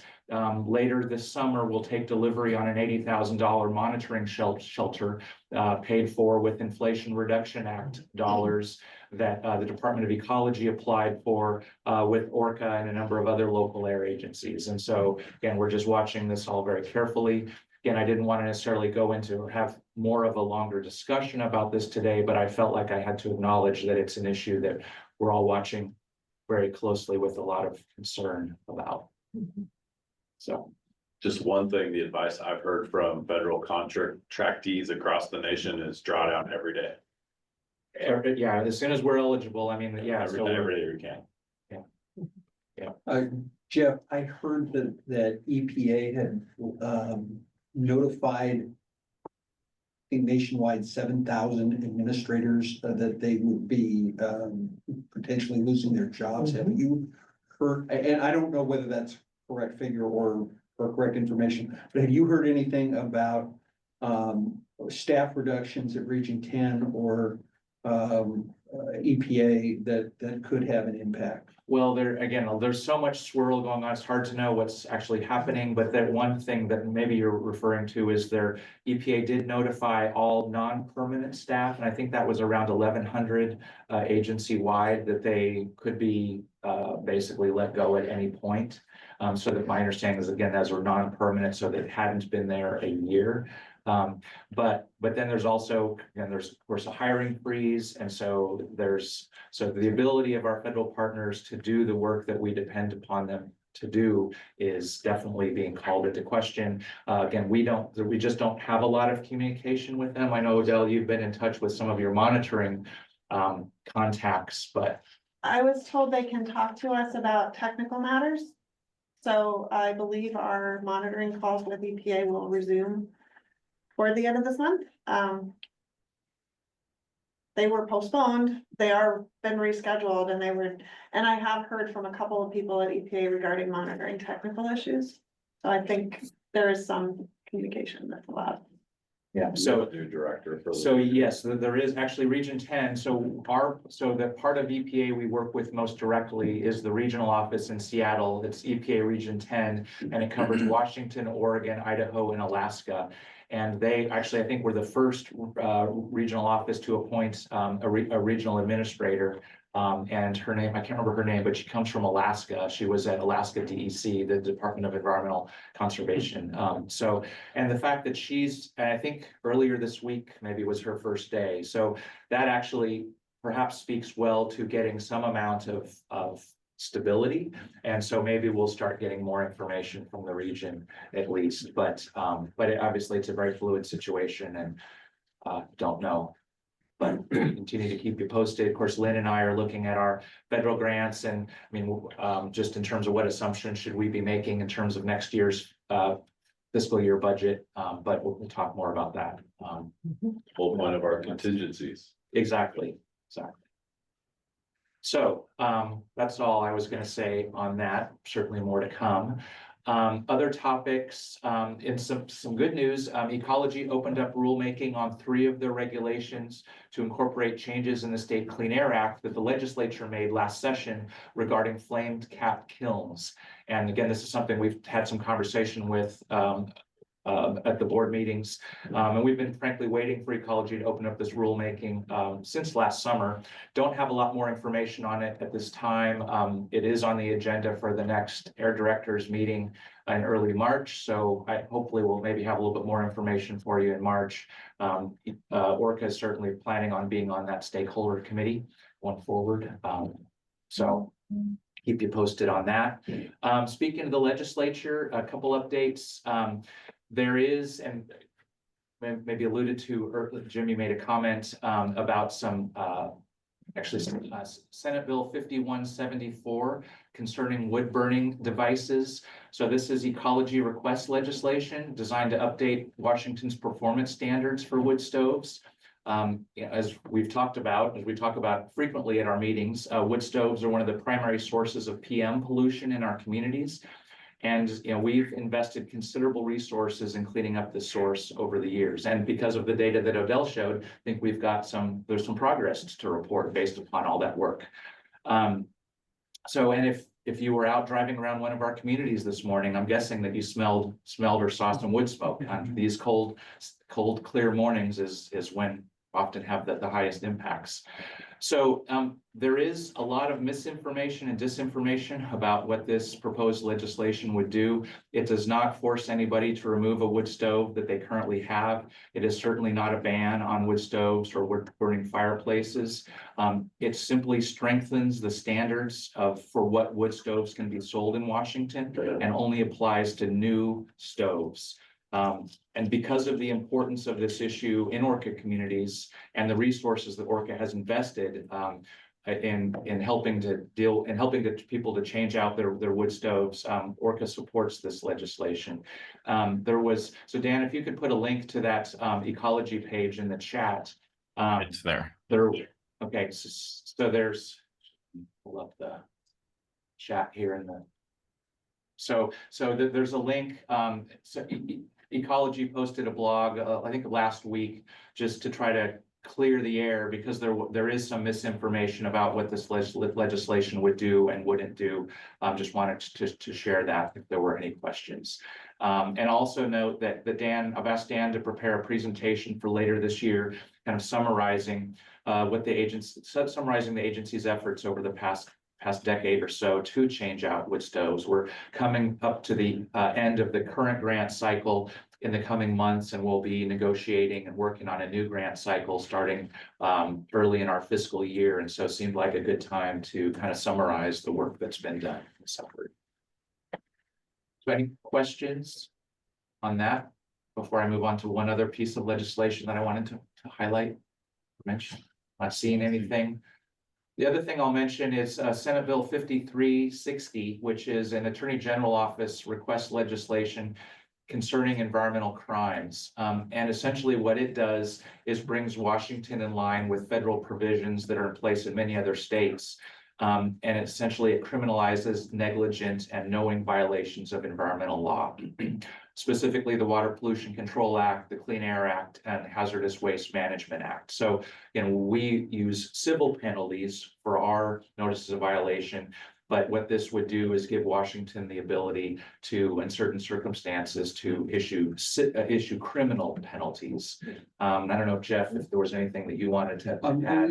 There are some other provisions about that might affect board members directly, and there was a provision, at least in the original bill, I'm not sure if it made it into the substitute, about criminalizing failure to disclose ethical conflicts of interest by board members. And so I think that's worth monitoring and potentially opposing the bill if that is retained, because you guys should not be criminalized for failing to disclose something that, you may not have been aware was a conflict of interest. So it's a concern. Who would be the charging agency in an environmental crime? The air quality agency or the sheriff? We would not have jurisdiction to charge a criminal offense. That would be with your county prosecutors. The state attorney general. The state attorney general has limited ability to charge crimes. It's primarily with county prosecutors' offices for state crimes. And does the bill set up a path from ORCAA to the prosecutor, or we have to involve law enforcement? No, it just simply makes it a criminal offense. And then who charges, who gathers evidence, who opens investigations, that's not addressed by the bill. Thank you. That's a big change. So you might want to make sure that the county and city prosecutors are aware of this. And again, it was at Senate Bill 5360. And again, if I'm guessing most of you are pretty familiar with the Washington legislative page, but if you just go to that page and stick in the bill number, all of the bill information will come up. Go back in time. So, okay, there's a few other things that I'm tracking, but that's all I was going to specifically mention. If there's anything you're aware of in terms of legislation that you've heard about that you're wondering how that might impact ORCAA, please reach out, let me know. Okay. Okay, make sure you tell your prosecutors. Sorry, you're moving to mic or? No, not quite yet. Just a couple other quick things. Just wanted to mention a building related issue.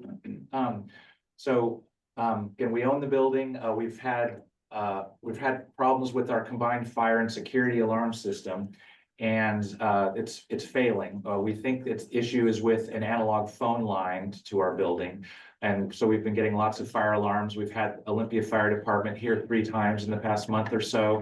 We're working closely with Securitas, our alarm contractor, to make sure that we do not get these false alarms, and that Lynn and I don't get multiple calls every day because of known issues, but we are working on putting together a request for proposals. We're hoping that goes out in the next week or so, because that's become a pretty high priority to replace the fire and security system in the building.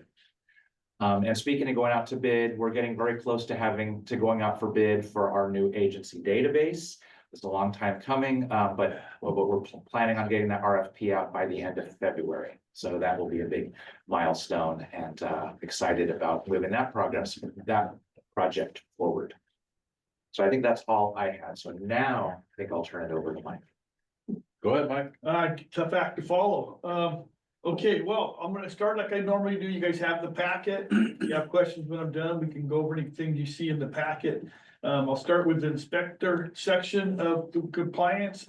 course, Christian started and been there a couple weeks and he's doing great. He's already gone through the EPA training, which sometimes takes people a couple weeks just to get to it. So he's I think ready and willing to get out there and start greeting the people. I think he's been out a couple He times. has been out a couple times. And so it's been wonderful to have him on board. We're still looking for one more person. Hopefully have interviews in a couple, in February, middle of March, something like that. We also recently went through a voluntary burn ban that we issued 3 weeks ago, roughly, I'm guessing. It was after the last meeting.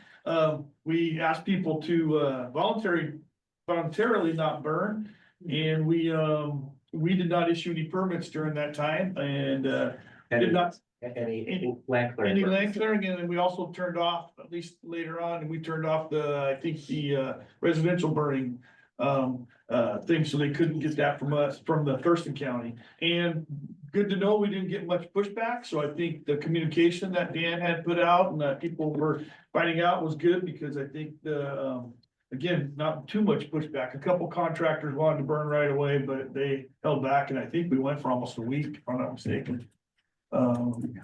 And so, and then I've got to share a quick story, a good story. Started out really bad. We had an individual come into the office on the other day, I'll just say, and very upset. He was quite loud, quite agitated about a land clearing burn going on out in the Delphi area.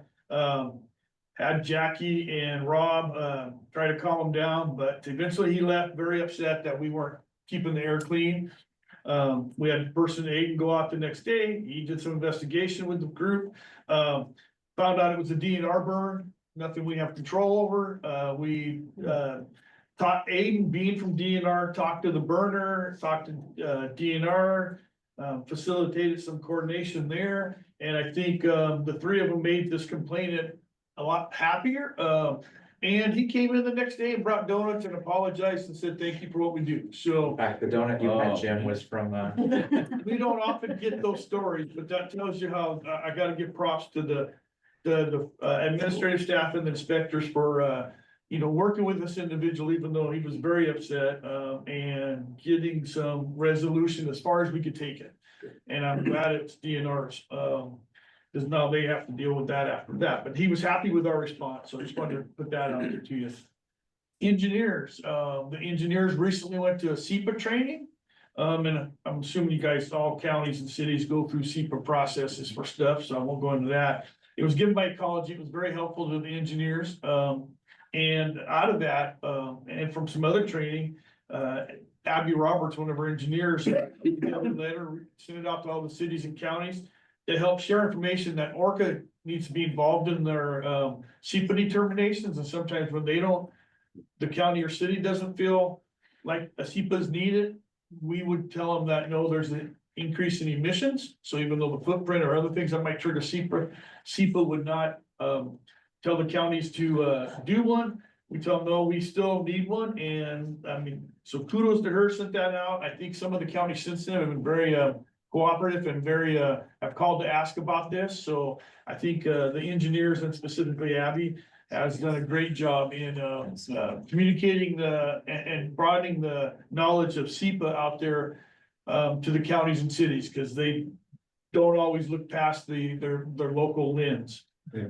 Yeah, just jump in there. Real quick. Just say, so ORCAA is rarely the lead state SEPA agency. Occasionally we are, but it's usually the lead is usually the county or the city. And so, but our working relationship with the county and city staff is really important, because there are often ORCAA implications. And so, so yeah, it was great. I heard great things about the training, and so yeah, hoping that this communication can help increase the coordination between our groups. And the last thing from the engineer section is the emission inventories are trickling. We mentioned that earlier a little bit for the Jefferson County area, but all 6 counties get the sources, then all get stuff sent to them asking for the emission inventories, and they're coming in. They're all supposed to be, I think, postmarked by today. So next week we should have them all in. Hopefully all ones that don't, we'll have to encourage them strongly to submit those. That's a nice way of saying it. Then the compliance team as a whole just one thing in the packet, if you notice it, I'm just gonna jump ahead, in case you look at it later, you see, there is some, continuous, concern of, some citizens of some odor and some stuff in, Port Angeles city of Port Angeles. We're working with the business that doesn't want to get registered with us, doesn't want to get a permit. We've already sent a violation out to them. We'll probably be issuing a regulatory order real soon to that business. If they don't come in line, because it's an odor issue, it's VOCs, it's stuff going on in this business that the guy doesn't want to cooperate. And so just a heads up on that, if you look into the Port Angeles and you see stuff about VOCs and odors and stuff, it's being addressed. It might go to a regulatory order, which we do not issue very often, but we can order him to comply or else. Well, we've been working closely with Port Angeles city staff. Yes, the city staff has been great. We've told them kind of what our needs are and what their needs, and I know the individuals that are complaining both to the city and to ORCAA. We both have jurisdiction on different rules that pertain to this operation. So hopefully we'll get some compliance and eliminate the concerns. One of the ladies was, saying they had to leave because it was just too bad. And so we're working on it. And it might, like I said, we might have to ratchet up the enforcement. That is all I've got. Open for questions or comments.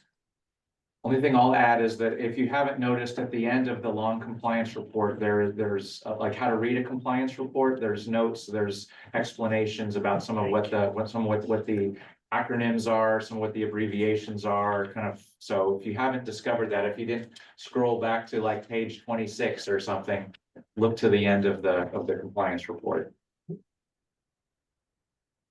Okay. Oh, go ahead, Emily. Thank you. So I really appreciated the comments you made about the SEPA process. That's something I've been learning a lot about recently with some of our land use decisions. And I am wondering how I could help increase that coordination you talked about with jurisdictions related to the SEPA process. Is this something you would hope to have involvement in with major land use decisions? And is that something that the county should reach out to you about to help facilitate that? Or will ORCAA be reaching out to jurisdictions to let them know that they want to be more involved in the SEPA process? Or how do you envision that working? Well, I think this letter was kind of to address that a little bit. It kind of explained to where we fit in.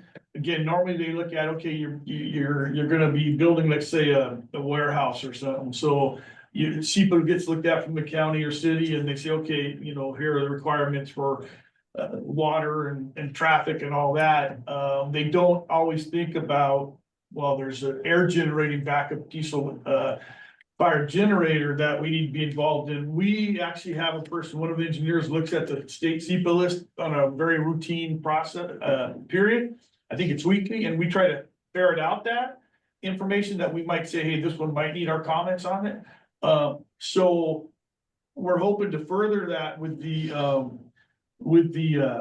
letter, but I'm all for reaching out and having dialogue with the agents, the departments and divisions that can work together. So I think maybe having our engineering group have a meeting with the county people who deal with SEPA the most. I would love to facilitate that, get that together. I think that would be helpful. Maybe I can reach out to you offline and we can try to set something up. Yeah, that'd be great because we always get determinations of non-significance. Yeah. As you mentioned, they typically analyze the impact to traffic and water, but if they're marking NA on all of the questions and they're not addressing the air quality, then I would love to have a conversation about how we can get you more involved. I think that's really important, and I appreciate you bringing that up.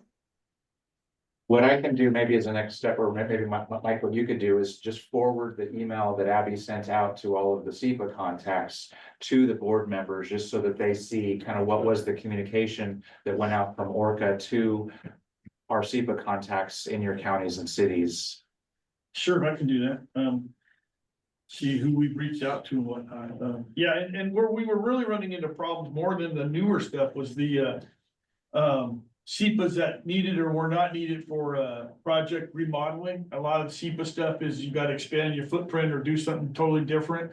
And then you'd have to do SEPA, but if they weren't doing any of that, if it was internal, we weren't getting it. But sometimes those changes internally create air emissions, and that was being not looked at. And therefore, SEPA was needed because there was an increase in emissions.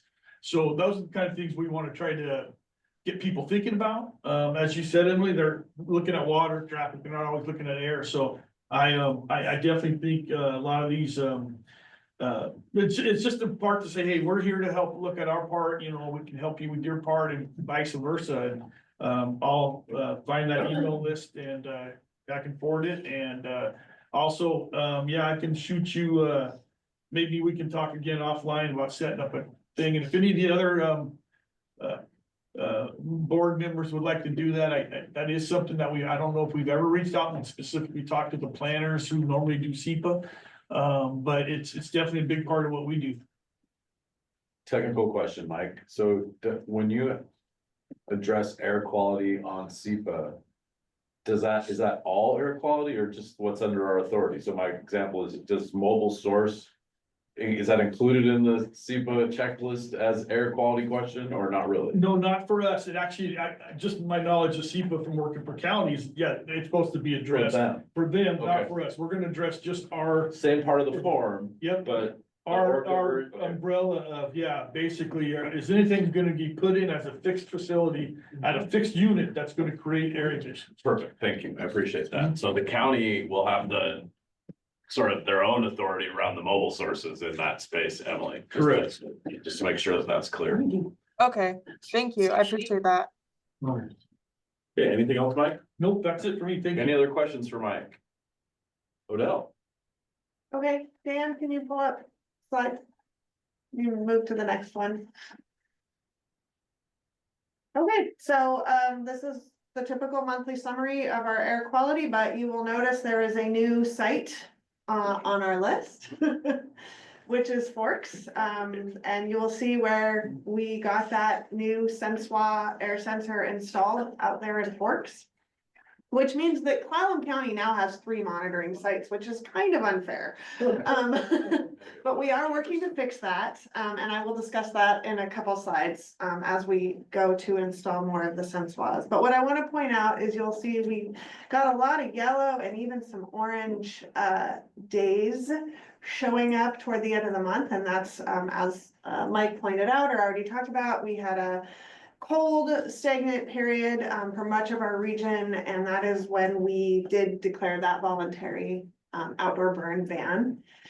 You'll notice that didn't really impact Aberdeen, Chesapeake, or Raymond as much, and those are our more coastal sites, so they get a nice onshore, offshore breeze that typically keeps them a little bit cleaner than some of our inland sites.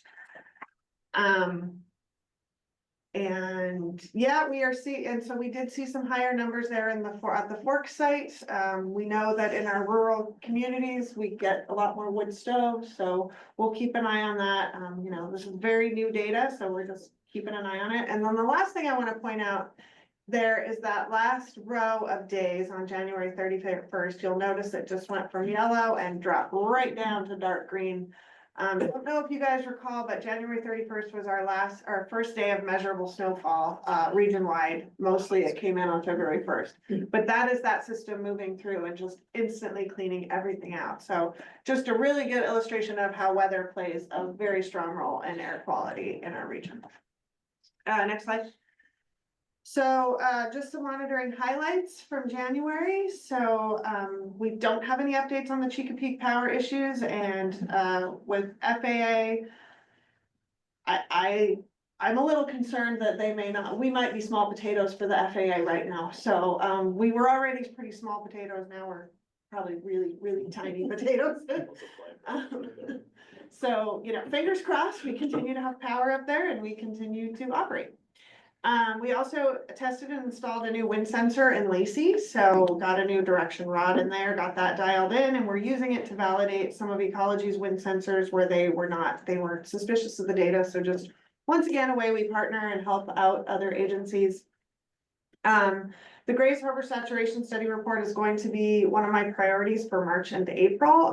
Getting that report finished and done and to you, maybe in time for the Grays Harbor Focus. Wouldn't that be nice? Yeah, that'd be So great. that helps give me a little bit of a kick to make sure to get that done. And then Jeff mentioned that we do have a couple of Inflation Reduction Act grants or funded projects through Ecology. One of them is the new shelter for the Lacey monitoring site. We have had a request for bids go out. We got 2 bids in on that one. One was from Shelter One, which is who we bought the shelter for Chesapeake from, and then the other one was from a company in Georgia. Both shelters were about the same price, but the company in Georgia had to charge considerably more for shipping, which makes sense. And they also had a much higher fee for the Washington State LNI rules on getting that shelter certified. It's not going to be on wheels, it's not mobile, so it's subject to a lot more of engineering certification process to meet Washington State code. But Shelter One has worked a lot with Washington State. They know the code, they can go through that process, and so actually we've awarded the project to Shelter One. We've went back and forth on the shelter designs, the schematics, and I believe those have been now sent off to Washington State LNI for approval, preliminary approval. So we are still on track to get that shelter this summer and get that installed. Fingers crossed. And then the last thing is we had talked about the Senswa air sensors. We had asked for 12 Senswa air sensors from Ecology to be funded through the IRA grant. They have had some problems on getting those Senswas built, not related to any federal issues, but the guy that was building them got a new position within the climate program. And the position that makes the Senswas is also funded through the climate program, and so they delayed hiring that replacement because the Climate Commitment Act in Washington was on the chopping block earlier for this. And then once that was through, we have now a state hiring freeze. So they have not been able to fill that position, and Nate is continuing to work on building these as he has time and does his new functions of his new position. And so Joe has said we can probably get maybe 1 unit every 2 months or so. So that gives us time to figure out where we want them. I'm gonna skip. Actually, I'm gonna go, Dan, can you flop 2 slides forward? I think it flows better just because I'm talking about it. So here is a map. Our existing monitors are the blue circles. There's a few existing tribal monitors that we help our tribal partners maintain and run. You'll see the existing Senswa. We have one that's in Forks, and then the pink dots are where we have planned to put Senswa sensors to really increase the data collection throughout our site. So this is our plan. This is what we think is a good idea. If you guys as board members have communities or other ideas, or you want to let us know like, hey, we really think a Senswa would be a better fit in this community, please let us know, give us your reasoning, and this is not set in stone in any way. So still open to suggestions on the location of those pink squares. So Dan, can you go back 1 slide? Odell, are there federal, tribal, or non-tribal other federal monitors in this region that should be on this map at all? Like not on any of the other, like at the park or anything? Well, I mean, so up at Chesapeake, which is the blue circle up there next to the Mia Bay Star, there's also an improved site, which is the Interagency Monitoring for Protected Visual Environments. The tribe runs that. It's co-located with us. I believe there's also another improved site It's above in Squint. Gwynn in the Olympic National Park. Okay. And that's run by the Park Service, and they operate it on behalf of this network. But so there is some other monitoring activities going in as part of national networks, but I just thought if those data are available, I would look at that for placement as well, but it sounds like you already know where they are. So Yeah. Good, okay. Yeah. And then, of course, what this isn't showing also is the Purple Air network. And so there are hundreds of Purple Air sensors in this area. That's cool. I was actually, and I might revisit this next month, I was kind of keeping a tally of how many Purple Airs were popping up in our different counties, and there's so many now, I just kind of was like, well, there's a ton. But maybe it would be fun to revisit that and just see how far we've come in a couple of years as to how many people have bought those and how the public is actually taking some of the control of their air monitoring into their own hands. Crowdsourcing. Yeah, totally. All right, Dan, can you go back a slide? And then I just wanted to show you the pictures. This is the Senswa that we installed in Forks. I just want to give a shout out to Kevin Pearson, who is a DNR employee, and he was just phenomenal at helping us get this Senswa installed. He put in a new outlet in this building for us that's all, drilled a hole to put the wire through, and that's him bending over there working. So he was just really, really a great help and very, very happy to help us with this project. So just shout out to Kevin, and really excited to have the sensor here in Forks.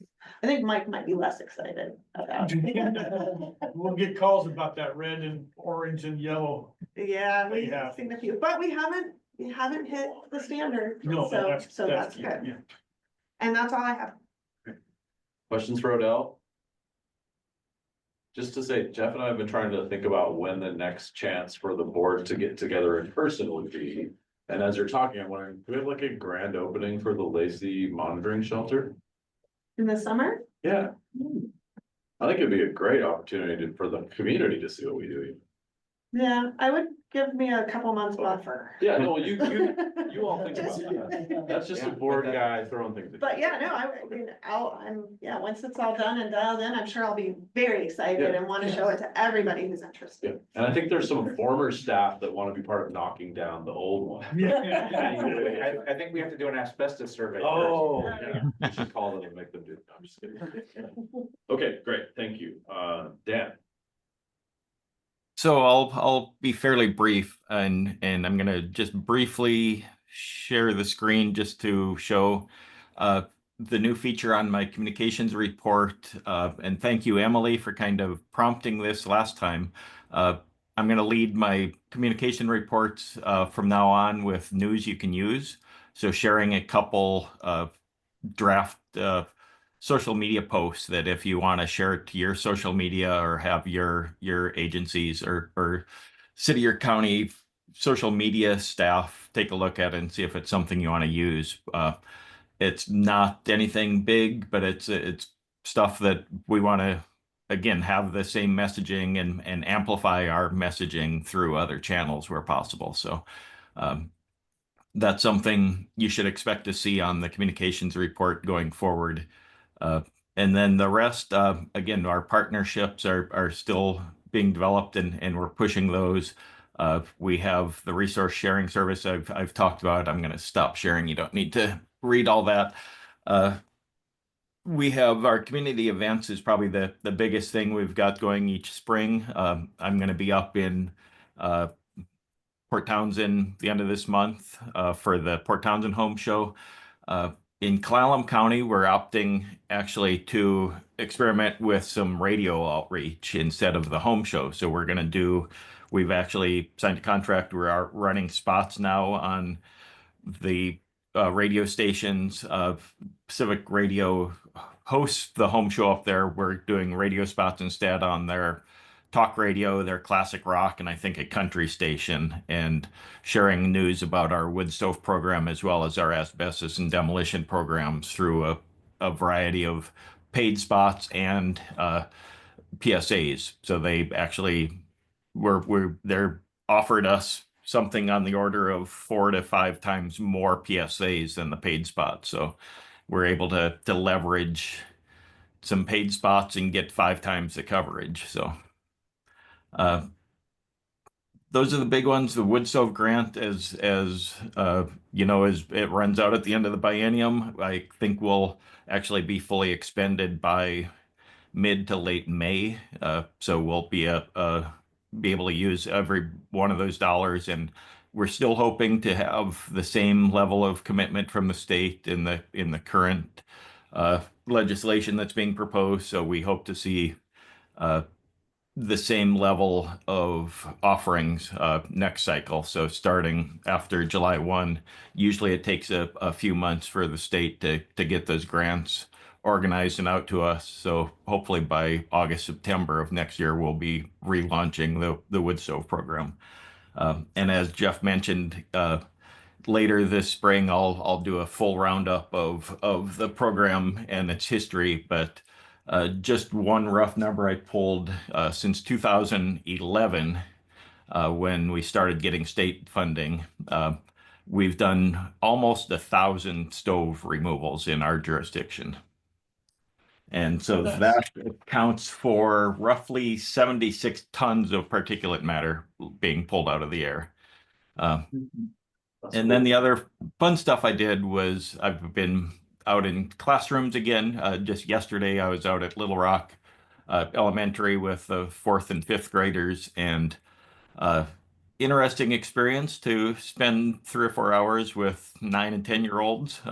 Get some really good questions and some really weird questions. But I also came back this morning and found a stack of about 60 thank you cards from Shelton High School students for being out there. So it's a lot of fun, and it's rewarding to be out in the community and see some of the comments from the kids. So I'll pass it off unless there's questions. Any questions for Dan? Thank you, Dan. Lynn, bring us home. I love the last part, Dan. That was great. Yeah, it's really Heartwarming. So, well, great to see you all here today. Thanks for coming. Just a few things.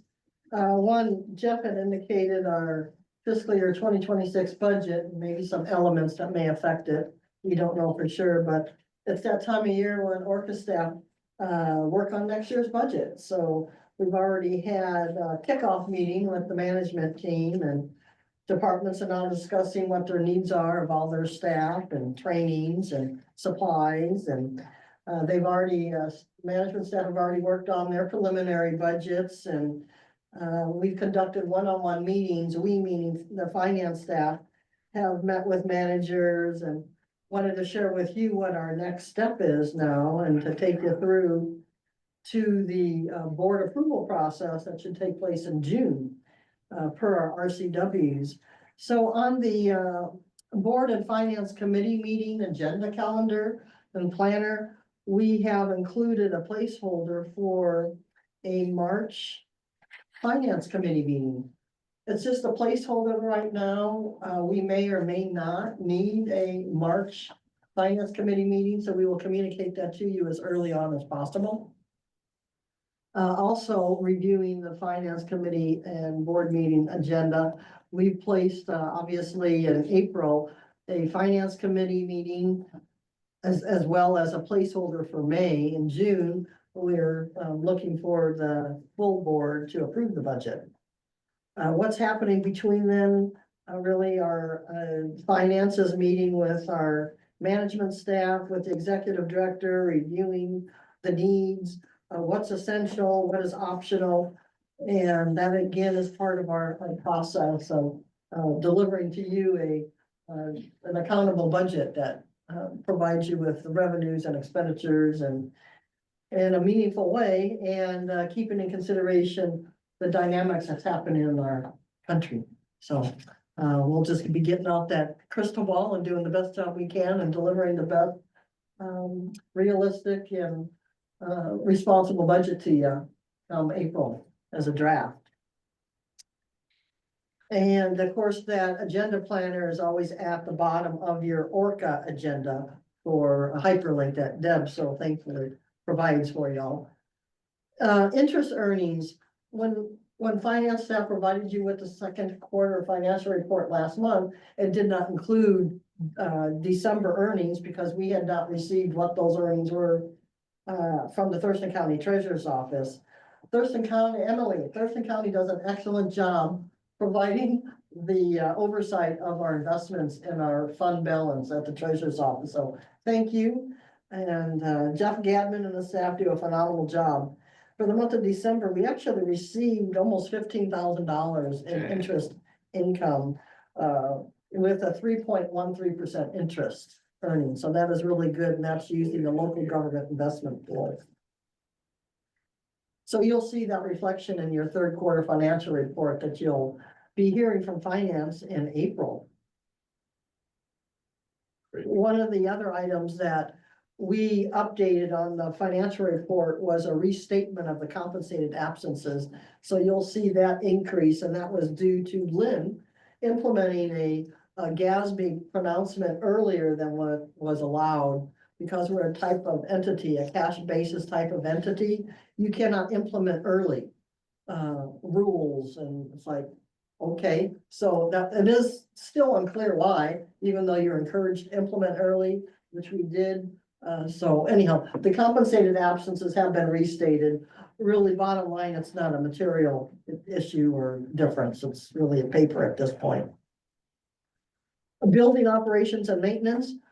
We thought we hired a maintenance technician for our building operations, and you know, things fall out. Sometimes things take longer. So we have reposted that position and hopes to get someone in here over the next month or less. And Tyson will probably take the lead on our next maintenance technician. So thank you, Tyson. Or I thought you said he has to do the maintenance. Maybe a share. Our tenant community, we still have one vacancy out of the 7 units that we rent. And it's about 1,100 square feet. We're gonna run a special. We had originally rented it for 1,500, but we're gonna run a introductory special and advertise that for $1,395 and hopes we'll get some bites on it. I did reach out to a couple property management, real estate companies. I did get an actual response this morning, so we'll be following up on that with a potential additional marketing of that office space. We continue to also advertise on Craigslist, signs here at the office, and also, of course, it helps with your word of mouth, getting it out there. It's great space. It is 2nd floor, though we don't have an elevator. It is great space, quiet space, and come on down if you want to look at it, and we're happy to show it to you. And it's available now. And there's information on our posted on our webpage. So if you go to our webpage, it'll link you to more information about the Thank you for unit that, that's Jeff. available. Yes, please do so. And last, of course, ORCAA Wellness, we submitted our Well City application to AWC prior to the deadline of February 1st. As you know, this will earn the agency a 2% reduction in our medical premiums. So we're looking for a positive response, which we'll probably hear next week on the status of that. Again, I want to do a shout out to our wellness committee, Aaron Manley, Aiden Palm, Chris Kraus, and then your financial services managers right here in the room. So again, thanks for the board for supporting this important aspect of providing quality wellness activities and important, you know, healthy related functions that everyone needs.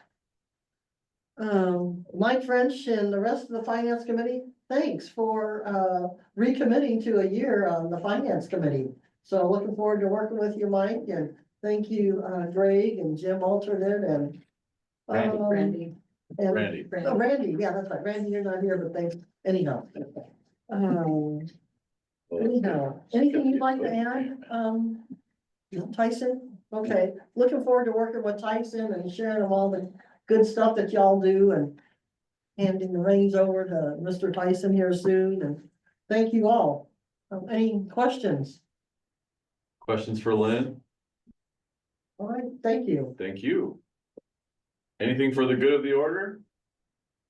I just mentioned that, again, as Lynn alluded to, at the bottom of the agenda where it talks about the next meeting, the hyperlink takes you to the board agenda planner that tells you kind of what's on tap for upcoming agenda meetings.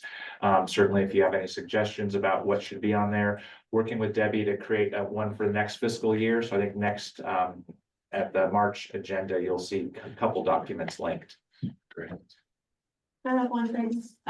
Earlier, Emma Pelkin is the new EPA Region 10 Director, and she was the Alaska Department of Environmental Conservation Commissioner prior to that.